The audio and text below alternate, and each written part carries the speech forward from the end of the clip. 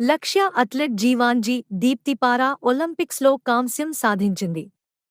మహిళల 400 మీటర్ల T20 విభాగం ఫైనల్లో దీప్తి మూడో స్థానంలో నిలిచింది.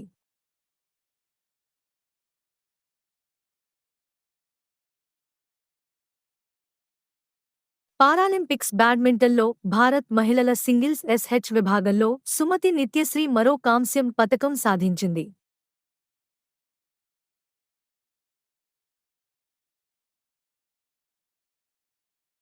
భారత సైనిక దళాలను మరింత బలోపేతం చేసేందుకు కేంద్ర ప్రభుత్వం 1,45 కోట్ల విలువైన ఆయుధాల సమీకరణకు ఆమోదం తెలిపింది.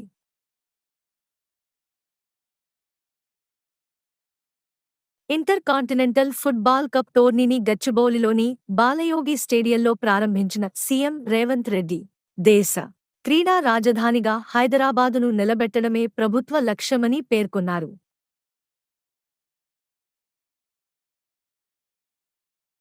జాతీయ ఉత్తమ అధ్యాపకురాలుగా బేగంపేటలోని ప్రభుత్వ మహిళా డిగ్రీ కళాశాల associate professor doctor Nandavaram Mrudula ఎంపికయ్యారు.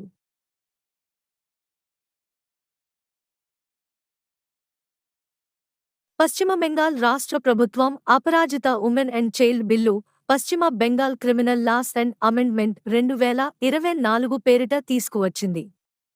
ఈ బిల్లు ప్రకారం అత్యాచారానికి గురైన బాధితులు మరణించిన, కోమాలోకి వెళ్లినా దోషికి ఉరిశిక్ష విధిస్తారు.